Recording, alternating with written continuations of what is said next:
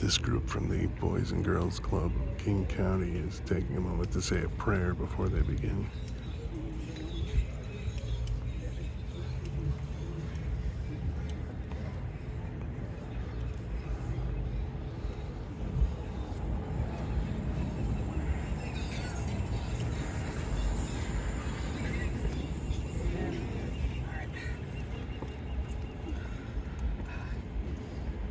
Supposed to start off like this.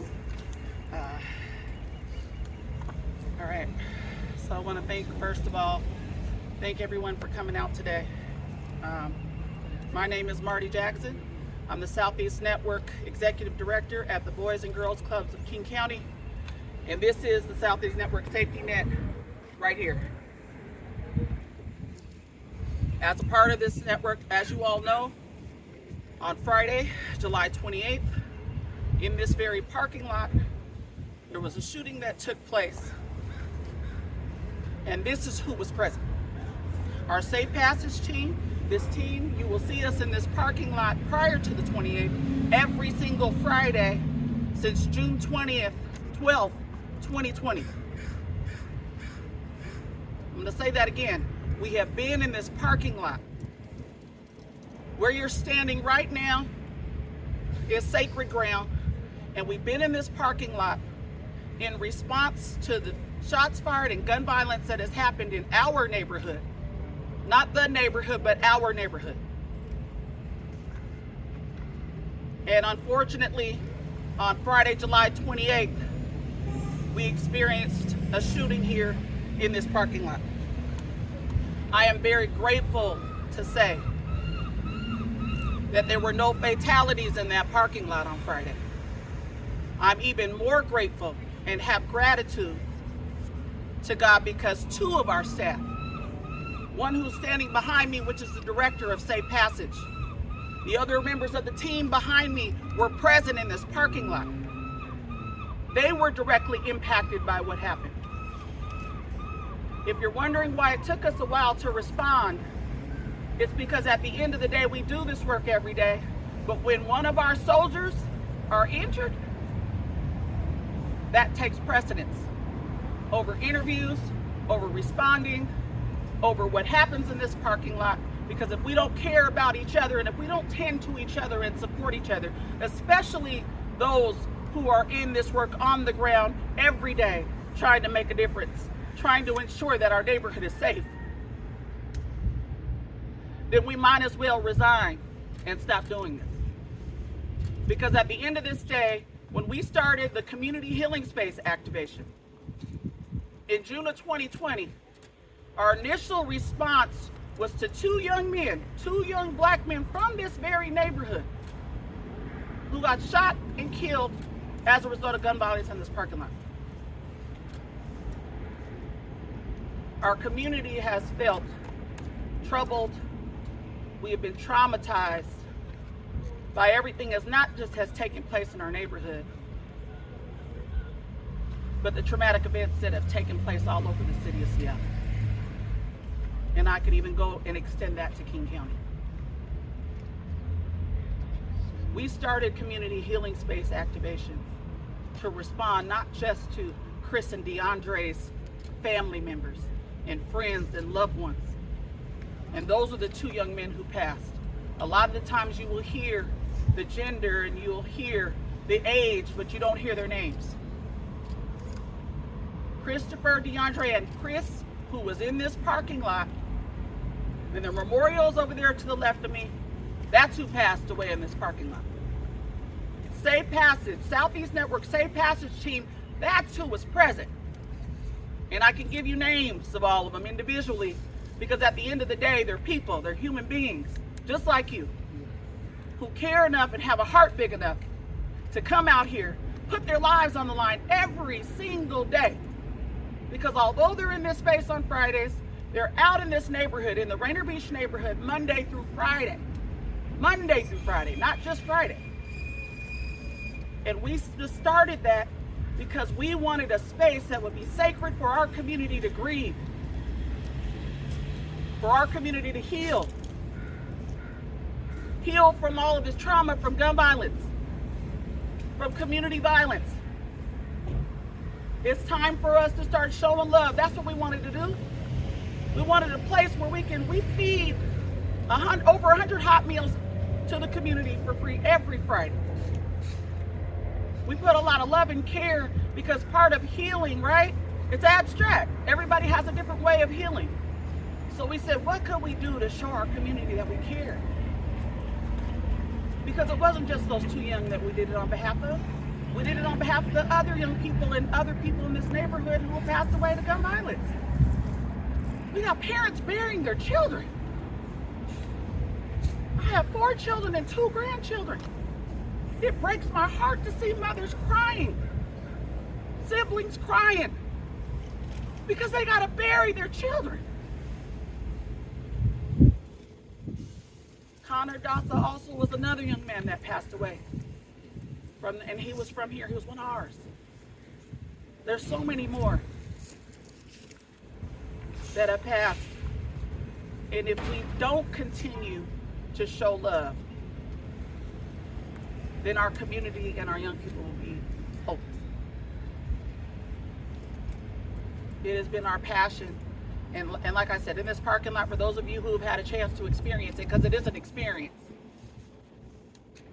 our young people hold what's called a Peace and Healing Circle right in the center of this parking lot. You'll see about 6 to 8 tents all lined up here with food, with snacks, with drinks. You'll hear music. And we want people to connect. We want people to come here and be able to decompress. We want you to feel loved in this space. We want you to feel like you can sit and just be. It's very cultural for us to break bread together. So of course we're going to feed you and fill your stomach.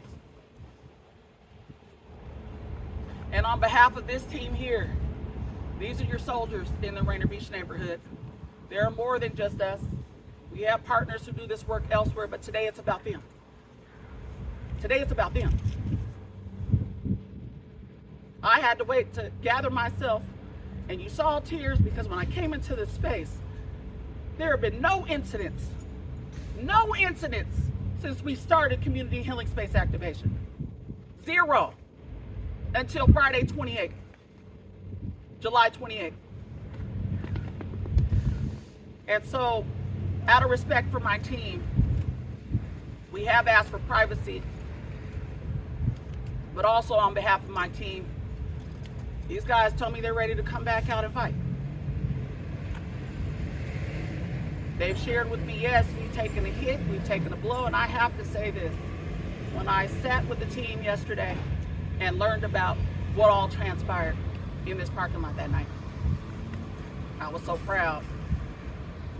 Because even though the leader of this team was shot, he was running around trying to see who he could help. He was still trying to tend to this community, to the victims that were shot. And out of respect for them, there were 5 injured people. 2 of them were our staff, but there were 3 others who were also in this parking lot as well, who were impacted by it, and their families. And so my heart goes out to their families as well. We haven't forgotten you. And we stand in solidarity today because of you. Our team tended to the victims while being traumatized. This Safe Passage team also cared for each other in the midst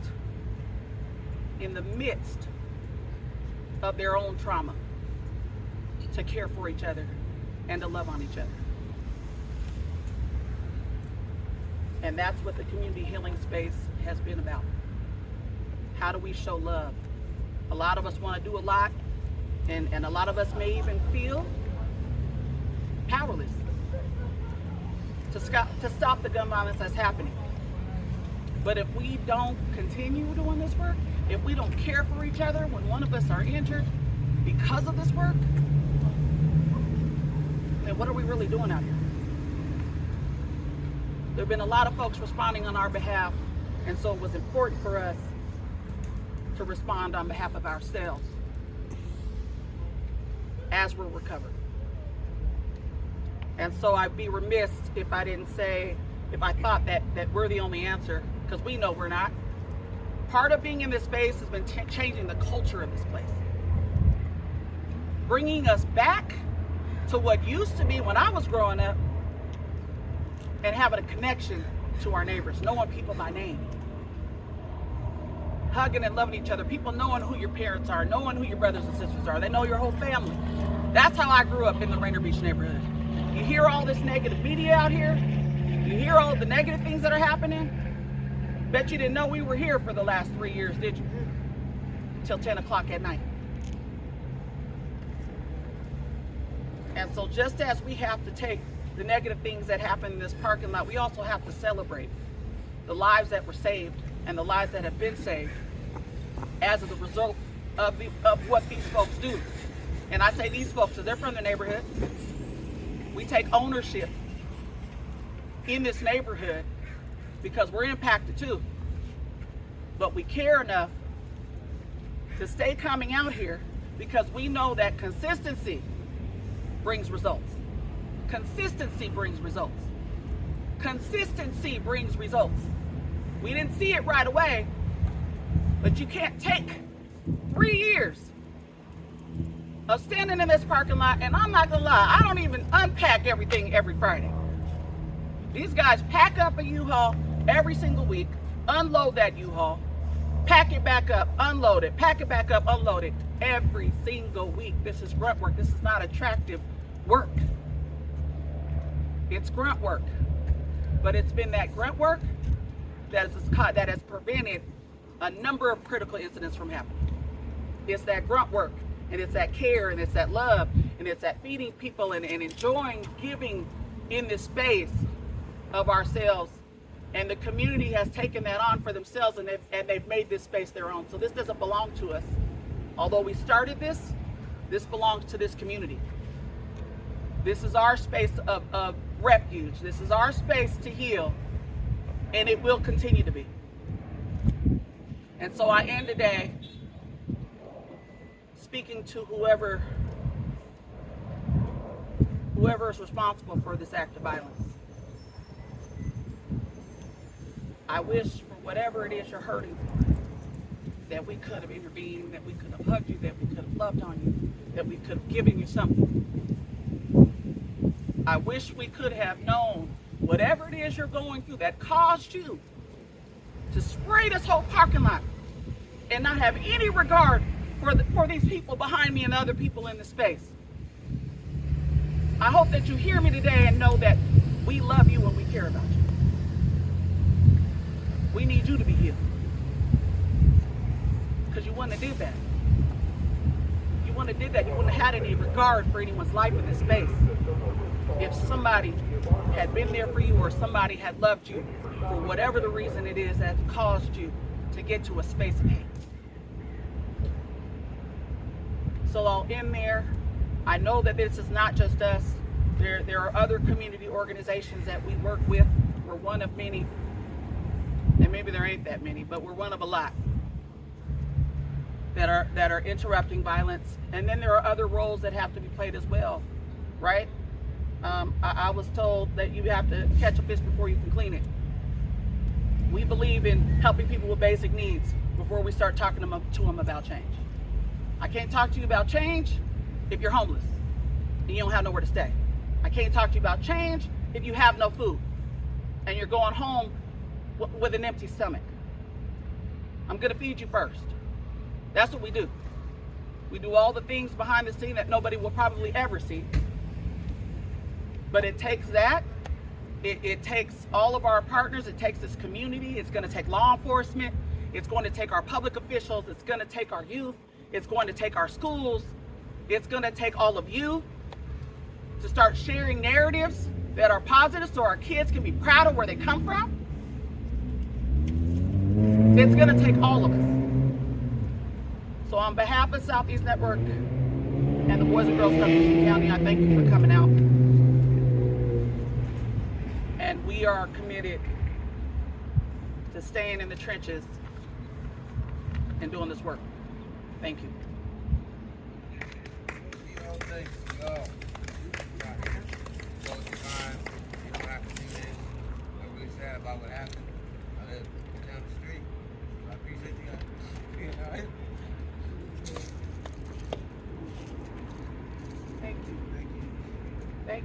you. You're why we come. Thank you. And I just want to thank you also for being here. Because 86, 7 years old, my grandson was killed. This guy here.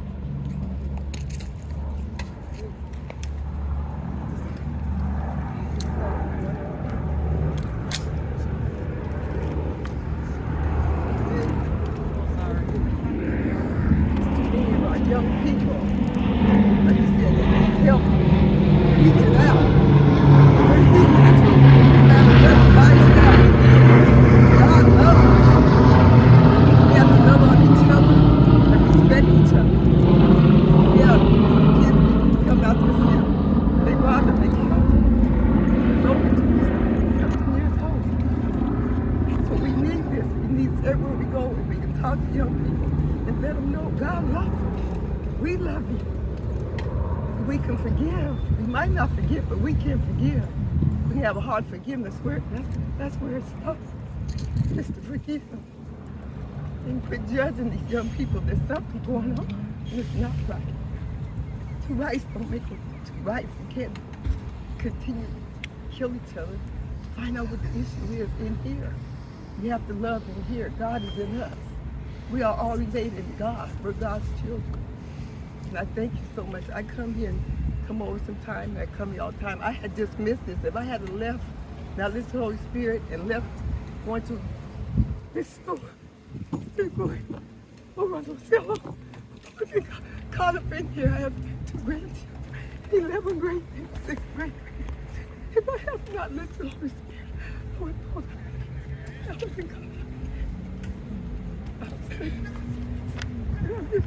Just any minute that I can. Thank you so much. God is good. He heals all wounds, all hurts. That's what he does. When you can forgive, you can heal. When you can forgive, you can heal. That's how that works. Thank you so much for the opportunity to let me speak. I want you to stay. Oh, absolutely.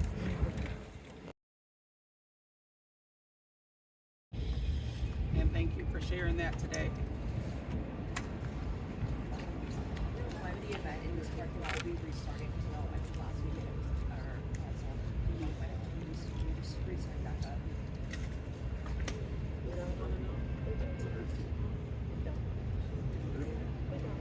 Okay. No, we don't know exactly. We will put it out when we do. We know we will be. It'll be sooner than later. But we will make sure that there is an announcement once we confirm a date. And why would it continue back here? Absolutely. In the 3 years that I've been in this space, when we first got here, right where you're standing, there were people doing donuts in their cars. Like, I almost got hit a couple times, and bless their hearts, they didn't mean to. They were just doing their donuts, what they normally do on a Friday night in this parking lot. The space was dark. There was no lighting in this space, and it didn't feel safe. And so since we've been here, and this is what I want to make a point about, y'all. The people in my neighborhood, because I grew up here and graduated from Rainier Beach High School in 1993. So I'm really from here, right? And a lot of us are. And so when you see them congregating, maybe in front of the liquor store over here in the evening, laughing, talking, they're just laughing and talking. We can come here to criminalize people hanging out. We came here to embrace them, literally hug them, and then show them love by way of hot meals, by way of talking, chopping it up with them, and by sitting in a circle and just sitting and talking to each other and building relationships. And so we've watched this place change, slowly but surely. It's something that you will not, this is not a quick fix change, right? This is over time. I said 3 years it took. But over time, in about 2 months, we saw the space start to change and transform. We saw people come and giving each other hugs. We saw people come in like, hey, what do you guys have today? In terms of food.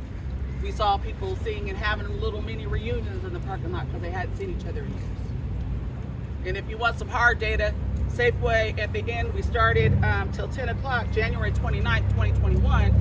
And in November of 2021, Safeway Corporation informed us, because we also have been working with Safeway to also do their due diligence, sorry. And they told us that there were 12 shots fired prior to us being in that parking lot. And that would have been part of 2020 and the very 2 weeks of 2021 before we got in space. And let us know that there were 0 incidents. 0.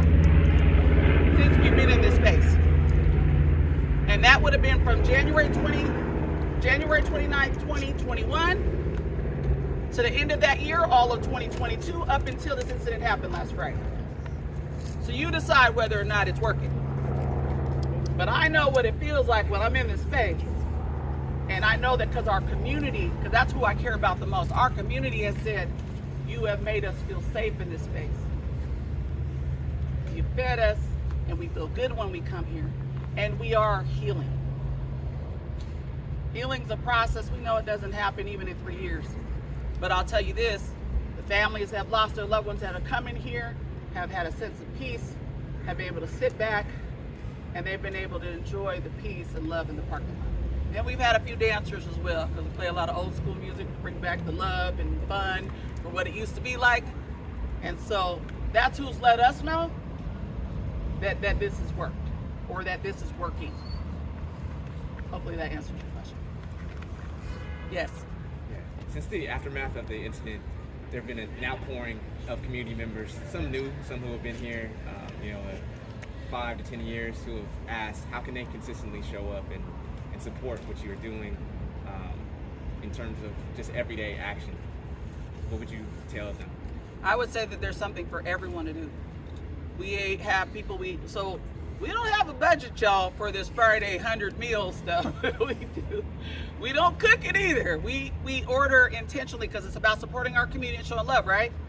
So we order food and buy food from our small businesses, our black and brown vendors, whether they're from the neighborhood or not. And we pay for food sacrificially out of our budgets to feed everybody in this parking lot. And so we have had people volunteer. One of our partners, Mom Demands Action, they were even in that space that night but left before anything happened. They provide baked goods and just come and be in space with us. And so there are a number of different things. Sometimes it's just giving. So time, talent, treasure, I'll cap it there. I'll categorize it in that way, because some of you can't be in here, and that's okay. It don't mean that you don't care, but you can give your time, your talent, or your treasure, and have whatever that looks like, for whatever gift you have or whatever comes from your heart. Those are things you can do to support this work and our efforts here in the space. Marty, to follow that question, what do you need from the greater neighborhood, from the people who live here? What can those people do to help contribute to reducing the violence? Yeah, absolutely. My team member said they can contribute. This is what I'm going to say. The reason why this has worked so well, because it's a culture change, and we're including everybody who is in the space, right? To take ownership of it, to take ownership of healing, to take ownership of love. We started this thing, but it became contagious, right? And I remember somebody the first week we were in the space, and he came up and he said, "Sis, thank you. Thank you." It was too early, so I didn't know, I wasn't quite sure why he was thanking us yet. So I said, "Hey, what'd I do?" He said, "It feels different in this space." And he's up here on a regular. He said, "It feels different in this space." I said, "Well, what did it feel like?" He said, "It felt like this." Yeah, I said, "We buck up on you?" Okay. Well, that's what he did. I'm giving you verbatim what he did. His body language, he felt. I said, "What's it feel like now?" He gave me a hug. He gave me a hug. He said, "I feel loved. I feel loved and cared for." So this is what I'm going to say. Some of our neighbors in the Rainier Beach neighborhood are a little removed from some of us who have been here for years. You might be new to the neighborhood. You might not know what's going on down here. Make it your business to know what's going on down here. We need you to have some, not just empathy, but join in and show some love.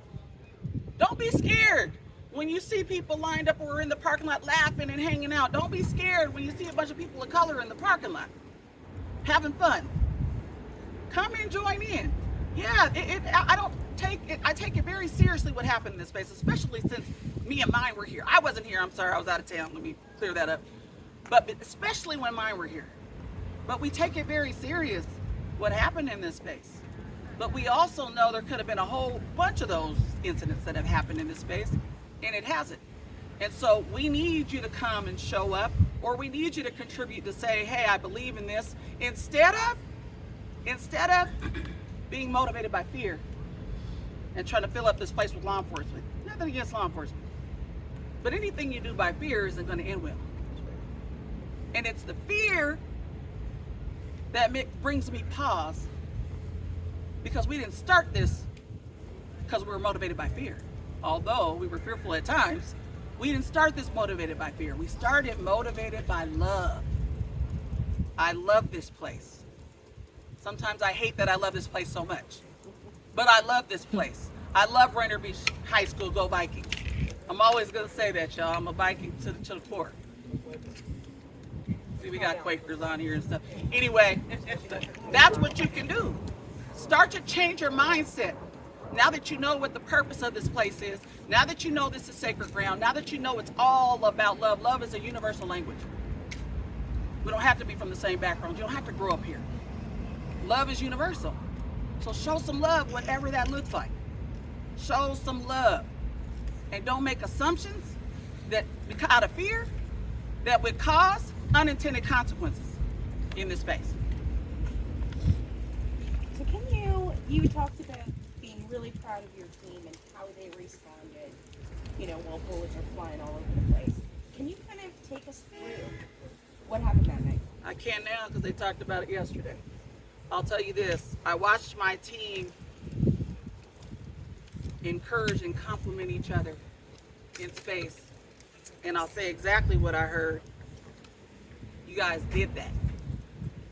2 of our team members, there was a young man that got shot. They were all running towards the Safeway, and you feel free to correct me if I said anything wrong. And they all got into space, and the young man was shot 5 times. His organs were hanging out. 2 of our Safe Passage team members, I don't want to say their names because they didn't give me permission, but 2 of our Safe Passage members held his organs in. They didn't intend on doing it, but when they seen them before, I heard them talk to each other about it. They said, I came to run away from these bullets, and I saw them, and I just got down and I had to just hold. He felt the texture of one of his organs coming out of his side, healed it in, and his teammate looked at him. There were no words that were exchanged. And he just got in and helped and held him and healed it in and tried to stop the bleeding. They also allowed him to use the phone to call one of his loved ones. The others were outside, tending and trying to figure out what was going on with the other victims and consoling each other. This man here was shot and was walking around trying to accommodate and tend to the victims. Are you okay? I don't even know that he knew he was shot. But that's the kind of love, and make no mistake, my team is well trained. But what they did, in the midst of chaos, in the midst of crisis, this was in them. That's what came out. More love, more care. They denied themselves for those of them who were not injured, and they tended to who was injured, and they tended to who was in the space to ensure they got the care they needed and waited on medics to get there. Can you talk about the type of injuries your staff members had and just kind of what their recovery looks like mentally and also physically?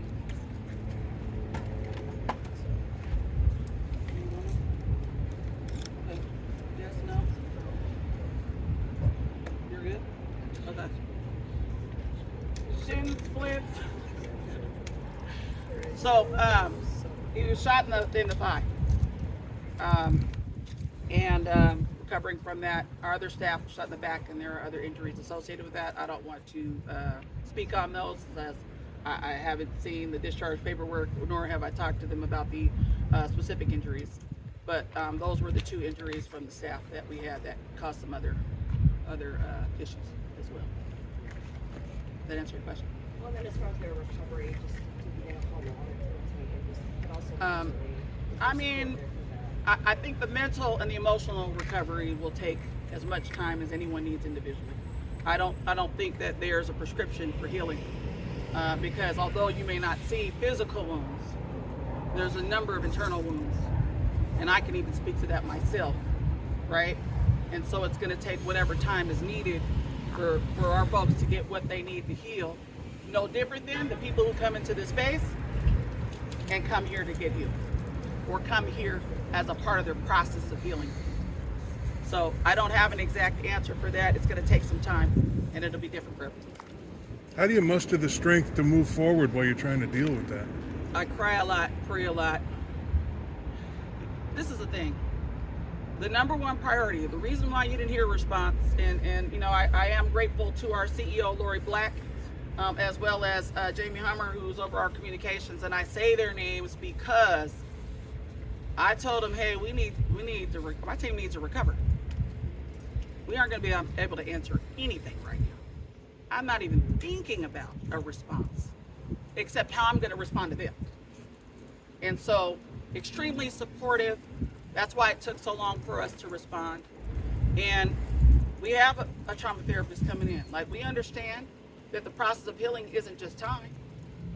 We know there are some things that have to be unpacked. And we all have trauma from our past and our childhood, right? That can't be denied. And then the secondary trauma that comes from the things that happen in our neighborhood. There's a lot of trauma.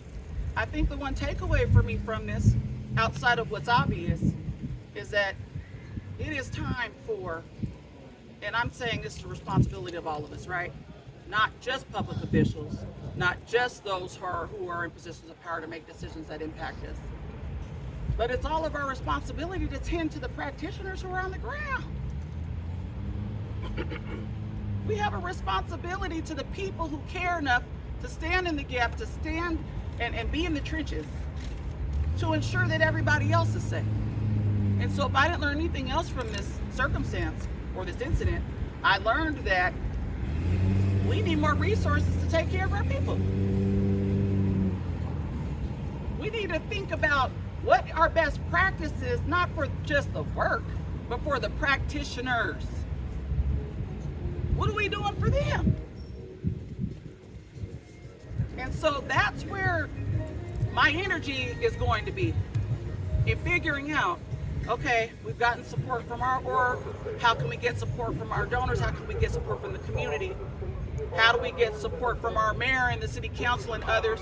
And we've had some support, but I'm talking about systemically. Systemically, what is going to be in place for us while we're tending to victims and perpetrators and trying to help everyone as a part of this ecosystem.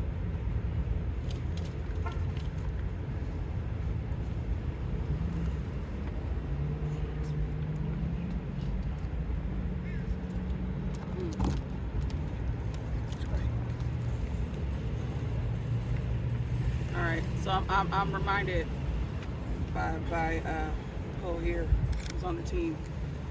And I'm bracing myself because it's emotional to think about. There's a young man, Alik is his name. I've been real intentional, as you see, about saying people's names.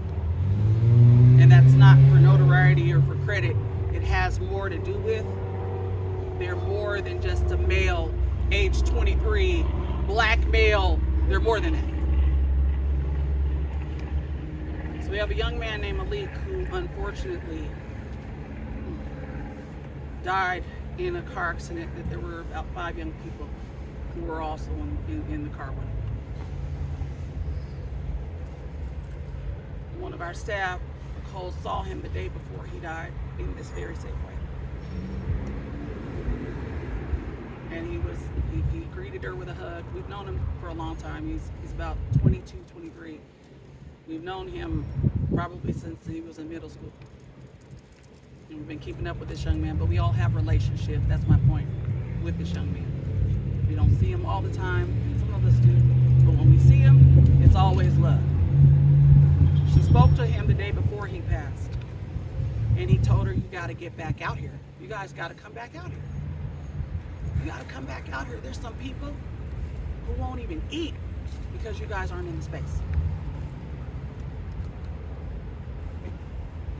And when we found out this young man passed, and Nicole shared her encounter with him, then she gave him a hug. They said, I love you too, Auntie. And then she left, not knowing that'd be the last time. Last time she sees him. And so I say that, and I only shared it because she gave permission to share her encounter and her experience.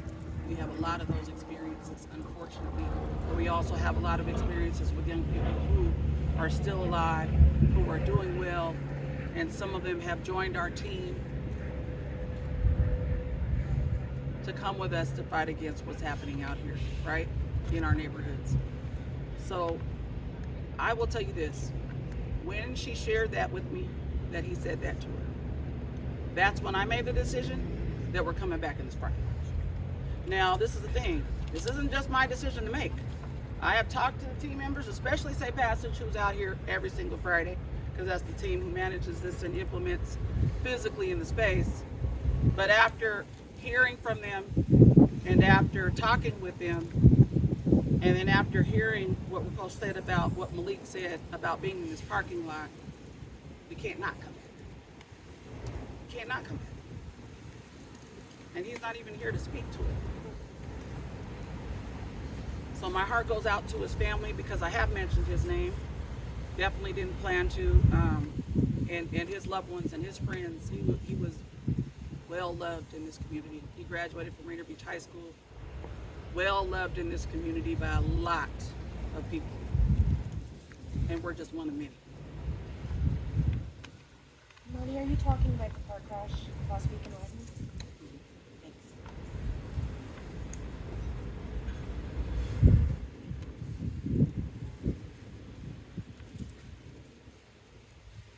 Any other questions for me? M-A-R. Eunice Antoine, EUNICEANTOINE. Okay, and how long have you lived in the neighborhood for? About a year now. Okay, but you are from Rainier Beach? You grew up here? I grew up in Seattle, so I pretty much frequented the area when I was a kid and a teenager. I know a lot of people are familiar with the people wearing blue shirts walking around here. When did you start noticing the work they do? About last year when I moved to the area, I used to live in Federal Way, and I moved over here. So I noticed them out in the parking lot, and I thought it was a great opportunity to the Boys and Girls Club. And I have a young son, he's 8, so he can benefit from the program and their resources. So you just saw them having their Friday event? Yeah. Okay, and just kind of, what did you hear about the kind of work that they do here? With community awareness and just trying to connect with the community and bringing people together, and I like that their main theme is trying to promote non-violent interactions with people, and not creating border lines for who can join, and crossing racial lines, and just trying to bring everybody together, make a real community of everyone, because we're all part of the community. Seattle's a great place for mixed cultures. We need to get along together. Do you feel like people in the neighborhood know who they are because they have such a presence here? Yes, I believe they do. It's not a secret who they are, and according to their shirts they wear, and everybody knows the Boys and Girls Club. And it's like, everybody's aware of them. When you heard about what happened, what was your first reaction about what happened here? I was pretty devastated. I arrived on the scene probably moments after that. I was on my way home from work, and I probably just barely missed being involved myself, but I do stop by and say hi to them. I always thank them for coming out and stuff like that. So, I miss being a potential target myself. I have a son that, in the area, I pick him up, and we travel through here a lot, so we could have possibly been victims. So it was really, it really hit home hard, and just made me aware that anyone in this area could possibly be a target of this constant random gun violence, and it's just really heart-wrenching that it keeps going and going. Did you just drive by, or did you stop and can you just kind of talk to me about what you saw out here? I was just on my way home, walking through, and saw the meeting. And, since it's you, I've been pretty concerned about whether or not they would actually be having the desire to come back after it happened. And I just was glad to see that they were out there and wanted to be there to support us. What was your reaction when you heard that they were shooting up this area, but like it's such a good community event? Why would somebody want to target that? I was angered, I have to say, because I felt like in my own opinion, I felt they was targeted because it's like everybody knows who they are. I mean, and they specifically occupy this little space every time they come, and it's like someone to come over on the other side of this fence over here. There's nothing else to shoot at as far as I can see but them. So it's like, and I learned that particular day they were specifically focused on ending gun violence, and so it's like I felt those individuals took offense to that, and they didn't want them to, they love gun violence and they don't like the one that's opposed to that. And I felt that they were targeted, really upset. People that are, unarmed and just trying to give love to the community and bring people together is just really hurtful. What are your thoughts on they're not letting this stop them? They're going to be back here. I really appreciate their will, their drive, their strength, the motivation and the willingness not to let anyone run them off. And I'm here to support. If I could be out here every day with them, I would. And it's no more than just being on the lookout. If I see some suspicious activity, I can, alert somebody or contact 911 or something. Just to have their support.